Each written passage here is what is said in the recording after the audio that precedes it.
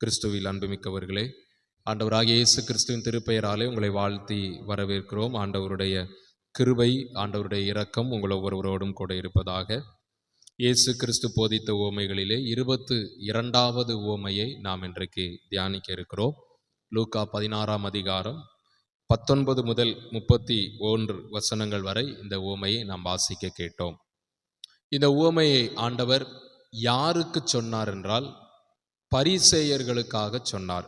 இதற்கு முந்தைய வசனத்திலே 14வது வசனத்திலே நாம் பார்க்கும் பொழுது, இவைகளை எல்லாம் பொருளாசைக்காரராகிய பரிசேயரும் கேட்டு அவரை பரியாசம் பண்ணினார்கள் என்று வேதம் சொல்லுகிறது.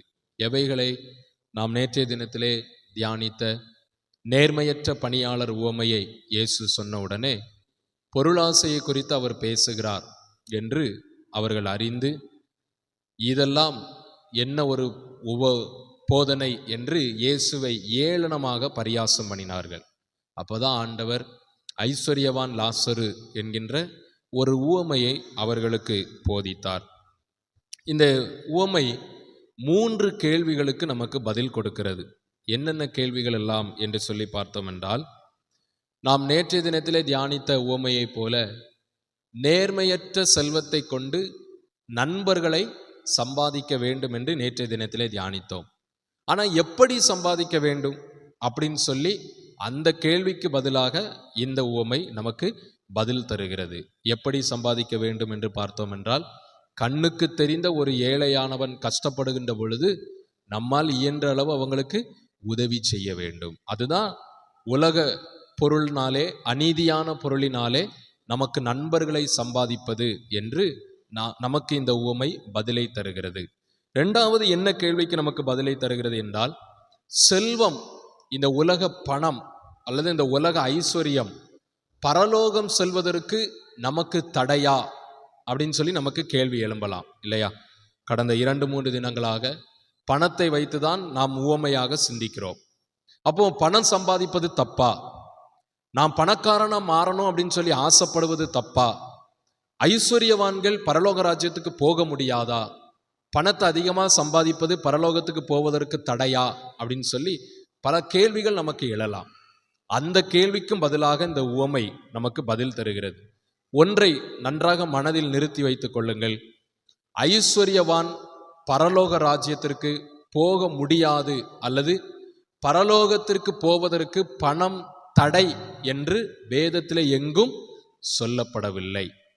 வேதத்தில் எங்கும் சொல்லப்படவில்லை. பணம் சம்பாதிப்பது, பணம் நமக்கு அதிகமாக வர வேண்டும் என்று ஆசைப்படுவது, இப்படிப்பட்ட காரியங்கள் எல்லாம் பரலோகம் செல்வதற்கு தடை என்று வேதம் சொல்லவில்லை.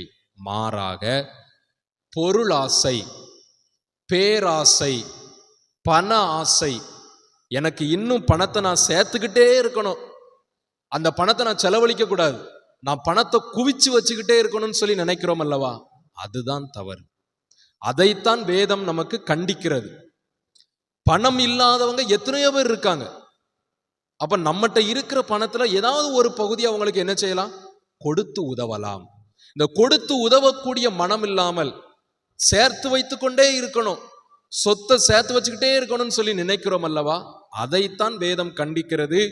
அப்படி நினைப்பவர்கள் தான், அப்படி நினைக்கிற பணக்காரர்கள் அல்லது ஐஸ்வர்யவான்கள் தான் பரலோக ராஜ்யத்துக்கு போவதற்கு கடினம். சரியா? ஆகவே வேதம் என்னைக்குமே பணம் இருந்தா பரலோக ராஜ்யத்துக்கு போக முடியாதுன்னு சொல்லி சொல்லலை. பண ஆசை தான் தப்பு, பேராசை தான் தப்பு. அதை மனதிலே நிறுத்தி கொள்ள வேண்டும். இன்னொன்று, ஏழையா இருப்பவர்கள் எல்லாரும் பரலோகத்துக்கு போக முடியும் என்றும் வேதம் சொல்லவில்லை. இந்த உவமையில ஐஸ்வர்யவான் பணக்காரன், லாசரு யாரு? ஒரு ஏழை. அவன் ஏழையா இருந்ததற்காக ஆபிரகாமினுடைய மடியிலே கொண்டு போகப்பட்டான் என்று வேதம் நமக்கு கற்றுத்தரவில்லை. வேதம் நமக்கு கற்றுத்தரவில்லை. மாறாக இந்த லாசரு என்கிற மனிதன் தன்னுடைய வாழ்க்கையில கடவுள் பயம் உள்ளவனாக இருந்தான். எப்படி அதை அறிந்து கொள்ள முடியும் என்றால், அவனுடைய எதிர்பார்ப்பு எல்லாம் அந்த ஐஸ்வர்யவான் எனக்கு ஒரு பருக்க சோறு தரமாட்டானா அப்படின்னு சொல்லி அவன் அந்த வீட்டு வாசலையே நோக்கி பார்த்து கொண்டிருந்தான். ஆனா அந்த ஐஸ்வர்யவான் சோறு தரவில்லை என்பதற்காக ஐஸ்வர்யவானை அவன் பழிக்கவோ சாபமிடவோ அவன் எதிர்த்து பேசவோ அந்த லாசர் என்ன செய்யல? முற்படவில்லை. முற்படவில்லை. அவன் அமைதியா இருந்தான், பொறுமையா இருந்தான். தன்னுடைய வாழ்க்கையிலே கடவுள் பயம் உள்ளவனாய், தனக்கு கிடைத்தா சாப்பிடணும், கிடைக்கலனாலும் பிரச்சனை இல்லை அப்படின்னு சொல்லி பொறுமை உள்ளவனாய் இருந்தானே ஒழிய அந்த பணக்காரனை பார்த்து பொறாமப்படல, அந்த பணக்காரனை பார்த்து சாபமிடல. ஆகவே இந்த உவமையில ஏழையா இருப்பவர்கள் எல்லாருமே பரலோகம் போயிடலாம் அப்படின்னு சொல்லி நாம் என்ன செய்யக்கூடாது, நினைக்க கூடாது. ஆகவே அந்த கேள்விக்கு இந்த உவமை நமக்கு பதில் தருகிறது. மூன்றாவது ஒரு கேள்விக்கு பதில் தருகிறது. பரலோக ராஜ்யத்திற்காக எப்படி செல்வத்தை செலவழிப்பது அல்லது எப்படி பணத்தை செலவழிப்பது? நம்ம நிறைய காரியங்களுக்காக பணத்தை செலவழிக்கிறோம். எதற்காக பணத்தை செலவழிக்கிறோம்?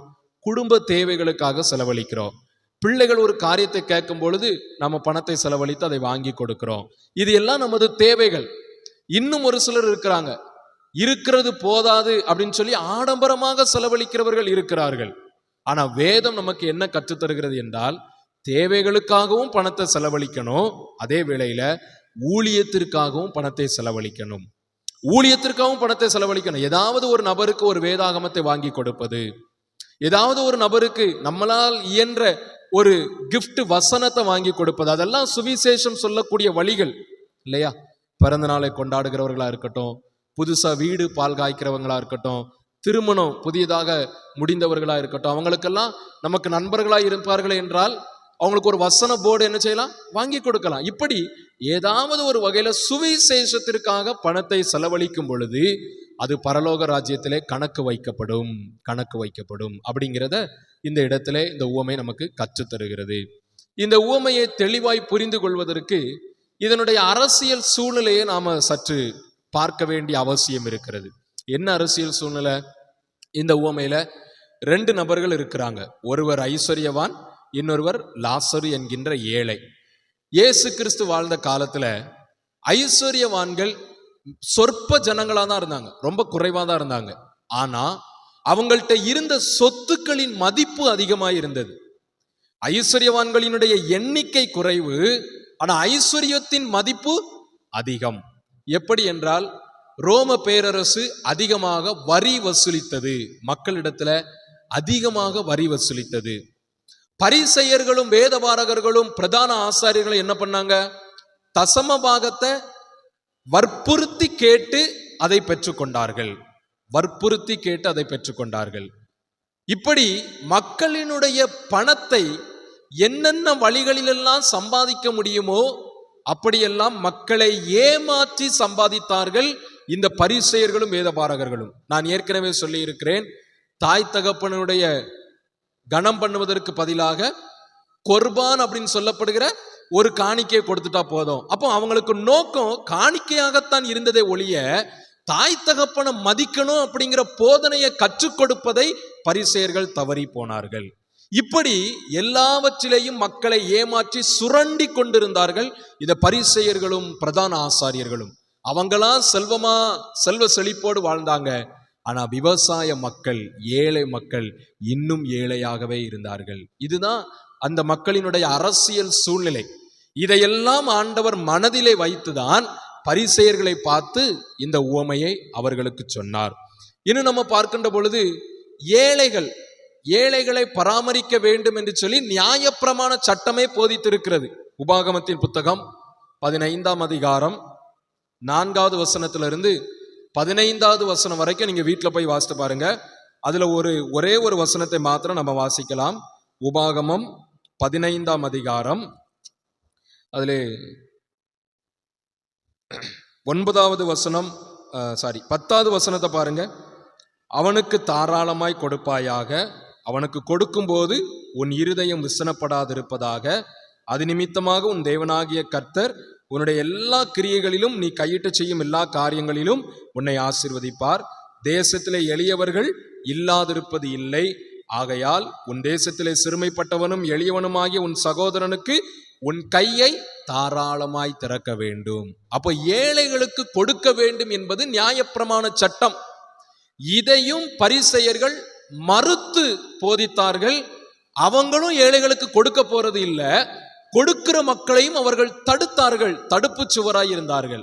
ஆகவேதான் ஆண்டவர் ஏழைகளுக்கு கொடுக்க வேண்டும் என்பதை உணர்த்தும் விதமாக இந்த உவமையை அவர்களுக்கு போதித்ததை நாம் பார்க்கின்றோம். இந்த உவமையில ஒரு விலங்கை குறித்து சொல்லப்பட்டிருக்கிறது இல்லையா? என்ன விலங்கு? நாய். லூக்கா 16ஆம் அதிகாரத்திலே அங்கு நம்ம பார்க்கின்றோம். 20வது வசனம் 21வது வசனத்தினுடைய கடைசி பகுதியை பாருங்க. நாய்கள் வந்து அவன் பருக்களை நக்கிற்று அப்படின்னு சொல்லி பார்க்கின்றோம். இங்கு ஏன் இப்படி சொல்லப்பட்டிருக்கிறது? இந்த சம்பவம் எல்லாம் உண்மையிலேயே வரலாற்றுல உண்டா அப்படின்னு சொல்லி நம்ம பார்த்தோம்னா உண்மையிலேயே நடந்தது. வரலாற்றிலே உண்மையிலேயே நடந்திருக்கிறது. ரோம பேரரசு காலத்துல ரோமர்களுக்கு பிரதிநிதிகளாய் இருப்பவர்கள், ரோம அரசாங்கத்துல ஒரு உயர்ந்த அந்தஸ்துல இருப்பவங்க தங்களுக்கு அடிமைகளை வீட்டுல வைத்திருப்பாங்க, தங்களுக்கு வேலைக்காரங்களை வீட்டுல வச்சிருப்பாங்க. அவங்களுக்கு பிடிச்ச விலங்கையும் வளர்ப்பார்கள், செல்ல பிராணிகளை வளர்ப்பார்கள். இன்னைக்கு நாம நிறைய செல்ல பிராணிகளை வளர்க்கிறோம் இல்லையா? நிறைய செல்ல பிராணிகளை வளர்க்கிறோம். அதே போல அன்றைக்கும் வளர்த்தார்கள். அவங்க என்ன செய்வாங்கன்னா, வேலைக்காரங்க தப்பு பண்ணா, பணியாட்கள் அல்லது அடிமைகள் தவறு பண்ணினால் தங்களிடம் இருக்கிற அந்த விலங்கை அவித்து விட்டு அந்த பணியாட்களை கடிக்க வைத்து அதை பார்த்து மகிழ்ச்சி படுவார்களாம், சந்தோஷப்படுவார்களாம். இது அன்றைய காலகட்டங்கள்ல வரலாற்றிலே நடந்த உண்மை சம்பவம். அதே போலதான் இங்கும் நடக்கிறது. என்ன, ஐஸ்வர்யவான் வீட்டுக்கு உள்ள இது நடக்கல, வெளியில நடக்கு. அவ்வளவுதான் வித்தியாசம். வீட்டு வாசல்ல இது நடக்கு. ஏன்னா லாசரு வந்து ஐஸ்வர்யவானினுடைய வீட்டுக்கு உள்ள போகல, வாசல்ல தான் இருக்கிறான். வாசல்ல இருக்கும் பொழுது நாய்கள் அவனுடைய பருக்களை நக்கிற்று என்று பார்க்கிறோம். அப்போ இதையெல்லாம் ஆண்டவர் மனதிலே வைத்து இந்த உவமைகளை அவர்களுக்கு போதிக்கிறதை நாம் இங்கு பார்க்க முடிகிறது. இன்னும் நம்ம பார்க்கின்ற பொழுது ஆபிரகாமை குறித்து இந்த இடத்துல சொல்லப்பட்டிருக்கிறது. ஏன்னா பரிசேயர்களுக்கு ஒரு பெரிய ஒரு நம்பிக்கை, ஆபிரகாம் எங்களுக்கு தகப்பன் அப்படின்னு சொல்லுவாங்க. யூதர்களை பொதுவாக பார்த்தீங்கன்னா ஆபிரகாமையும் மோசேயையும் இயேசுவை காட்டிலும் மேலானவர்கள் என்று எண்ணுவார்கள். ஆகவேதான் அவங்க இயேசுவை மேசியாவை ஏற்றுக்கொள்ளல. மோசே வந்து தூதராக வந்தார், ஆபிரகாம் எங்களுக்கு தகப்பன், அவன் தான் எங்களுக்கு முன்னோடி. அப்ப இவங்களை காட்டிலும் இயேசு பெரியவரா அப்படின்லாம் நிறைய நேரங்கள்ல கேள்வி கேட்டார்கள். அப்போ ஆண்டவர் அதையும் மனதில் வைத்து இந்த உவமையில ஆபிரகாம சுட்டி காண்பிக்கிறார். என்ன சுட்டி காண்பிக்கிறார்? ஆபிரகாம் தான் உங்களுக்கு நியாயம் தீர்க்கிறவர் அப்படிங்கிறதை சுட்டி காண்பிக்கிறார். ஏன்னா ஆபிரகாம் தான் இந்த இடத்துல நடுவராய் இருக்கிறார் இல்லையா? பரலோகத்துக்கும் பாதாளத்துக்கும் நடுவராக ஆபிரகாம் இருப்பதாக இந்த பகுதியில் நம்ம வாசிக்கிறோம். அப்போ இதையும் பரிசேயர்கள் உணர வேண்டும். ஏன்னா லூக்கா 3ஆம் அதிகாரம் 8வது வசனத்துல நீங்க வாசித்து பார்த்தீங்கன்னா, யோவான் ஸ்நானகன் ஒரு போதனை செய்வார். அந்த போதனையில பரிசேயர்களை பார்த்து ஒரு வார்த்தை சொல்லுவார். லூக்கா 3ஆம் அதிகாரம் 8வது வசனத்தை பாருங்க.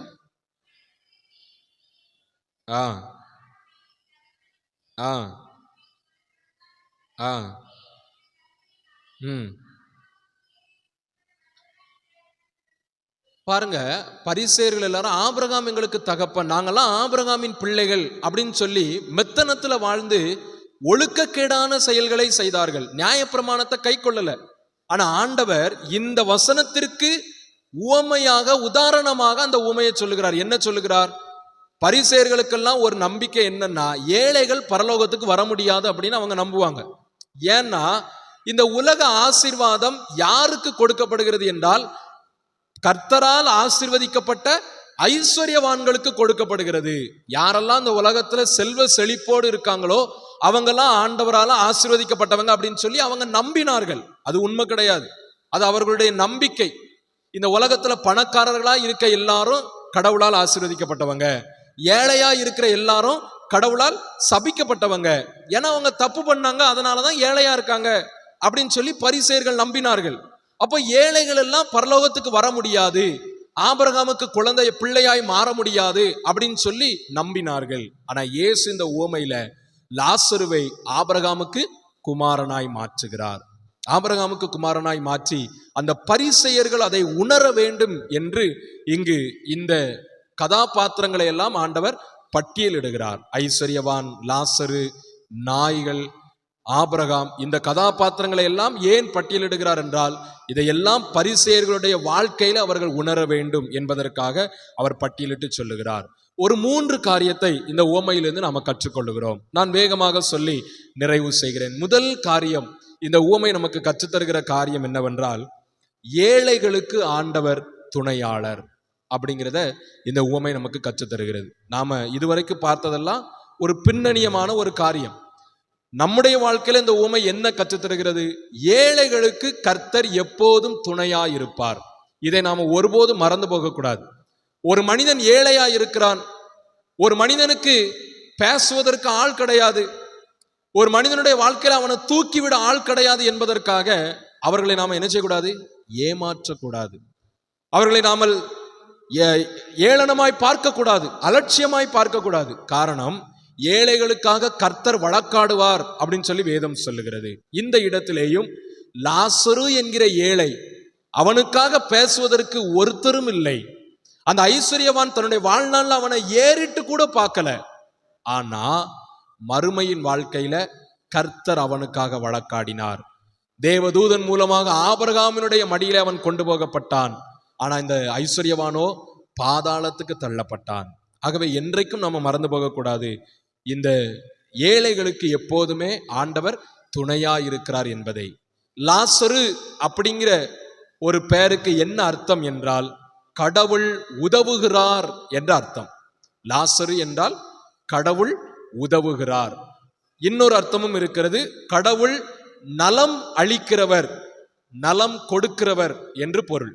அந்த பெயருக்கு ஏற்ற அர்த்தத்தின்படியே லாசருவுக்கு ஆண்டவர் பரலோகத்திலே உதவினார், மறுமையிலே உதவினார், மறுமையின் வாழ்க்கையை அவனுக்கு கொடுத்தார். ஆகவே ஏழைகளுக்கு ஆண்டவர் எப்போதும் துணையா இருக்கிறார் என்பதை நாம் மறந்து போக வேண்டாம். இரண்டாவதாக இந்த உவமையில நாம கற்றுக்கொள்ளுகிற காரியம், தன்னலமும் செல்வ குவிப்பும் பாவம். தன்னலம், சுயநலமாய் வாழ்வதும் செல்வத்தை குவித்து கொண்டே இருப்பதும் பாவம்.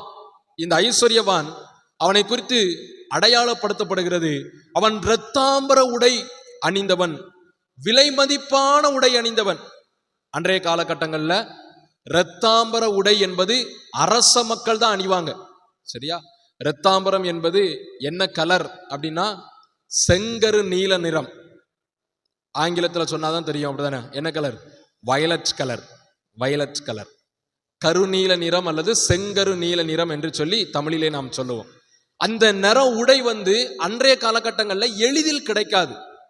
அது எங்கிருந்து தயாரிப்பாங்கன்னா, ஒரு நத்தையின் இடத்திலிருந்து தயாரிப்பாங்க. அன்றைய காலகட்டத்தில் ஒரு நத்தை சுரக்கக்கூடிய ஒரு திரவத்திலிருந்து இந்த கலர் உடை தயாரிக்கப்பட்டது. ஆகவே அது ரொம்ப விலை மதிப்பானது. ஏழை மக்கள்லாம் அதை வாங்க முடியாது, பணக்காரங்க மட்டும்தான் அதை வாங்க முடியும். அதன் பிற்பாடு வந்த ஒரு அறிவியல் அறிஞர் தான் இந்த வயலட் கலரை கெமிக்கல் மூலமா கண்டுபிடிச்சு இன்னைக்கு அது ரொம்ப மலிவாய் நமக்கு கிடைக்கிறது, சரியா? அப்ப அந்த இரத்தாம்பர உடை என்பது ரொம்ப பெரிய ஒரு செல்வந்தர்கள் அணியக்கூடிய உடை. அப்ப இந்த செல்வந்தனும் இந்த ஐஸ்வர்யவானும் ரொம்ப அதிகமான செல்வத்தை குவித்து வைத்துக் கொண்டே இருப்பவனாக அவன் காணப்பட்டான் என்பதை அவன் அணிந்திருந்த உடையிலிருந்து நாம கற்றுக்கொள்ள முடிகிறது. ஆனா அந்த செல்வத்துல ஒரு சின்ன பகுதியை எடுத்து லாசருக்கு உதவணும் அப்படின்னு சொல்லி அவன் நினைக்கவே இல்லை, கொஞ்சம் கூட நினைக்கல. செல்வத்தை சேர்த்து கொண்டே இருந்தான், சுயநலமாகவே வாழ்ந்து கொண்டிருந்தான். ஆகவே தன்னலமாய் வாழ்வதும் செல்வத்தை குவிப்பதும் பாவம், பாவம். அதை நம்ம மறந்து போகக்கூடாது. யாக்கோபு 4ஆம் அதிகாரம் 17வது வசனத்திலே யாக்கோபு அப்போஸ்தலன் சொல்லுகிறார், ஒருவன் நன்மை செய்ய அறிந்திருந்தும் அவன் செய்யாதிருந்தால் அவனுக்கு பாவம். இந்த ஐஸ்வர்யவானுக்கு அப்படித்தான் இருந்தது. அவன் நன்மை செய்வதற்கு அவனுக்கு திராணி இருந்தது, ஆனா அந்த ஐஸ்வர்யவான் அதை அவன் செய்யவில்லை. ஆகவே அது அவனுக்கு பாவமாக எண்ணப்பட்டது, அவன் பாதாளத்திலே தள்ளப்பட்டு போனான். அதை நாம் மறந்து போக வேண்டாம். கடைசியாக ஒன்றை சொல்லி நிறைவு செய்கிறேன். இந்த உலக வாழ்க்கை மறுமையின் வாழ்க்கையை தீர்மானிக்கும். இந்த உலக வாழ்க்கை மறுமையின் வாழ்க்கையை தீர்மானிக்கும், அதை மறந்து போக வேண்டாம். இதை எப்படி நாம சொல்லுகிறோம்? இங்கு ஒரு வார்த்தை சொல்லப்படுகிறது. லூக்கா 16ஆம் அதிகாரம் 26வது வசனத்தை பாருங்க.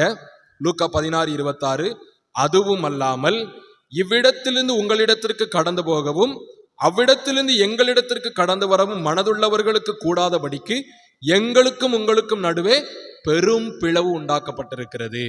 இந்த ஐஸ்வர்யவானுக்கு அந்த பாதாளத்துல கடக்கும் போது கூட அவன் ஆபிரகாமை இனம் கண்டு கொள்ளுகிறான், லாசருவை இனம் கண்டு கொள்ளுகிறான், கண்டு கொண்டு பேசுகிறான். எனக்கு கொஞ்சம் தண்ணியை தொட்டு என் நாக்கில் வைக்க சொல்லுங்க அப்படின்னு சொல்லி சொல்றான். அப்போ ஆபிரகாம் சொல்றாரு, இல்லப்பா, 2 பேருக்கு நடுவுல ஒரு பெரிய பள்ளம் இருக்கிறது.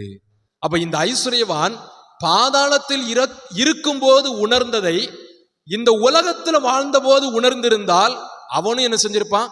ஆபிரகாமின் மடியில போயிருப்பான். ஒருவேளை நாமளும் நினைக்கலாம், இந்த உலக வாழ்க்கையில எல்லாம் உள்ளபடி சந்தோஷமா வாழ்ந்துட்டு ஆண்டவர் வரும்பொழுது மனம் திரும்பிடலாம், உபத்திரவத்தின் காலத்துல மனம் திரும்பிடலாம் அப்படின்னு சொல்லி நாம நினைக்கலாம். இல்லைங்க, ஒரே ஒரு வாழ்க்கை தான் நம்ம யாவருக்கும், ஒரே ஒரு வாழ்க்கை தான்.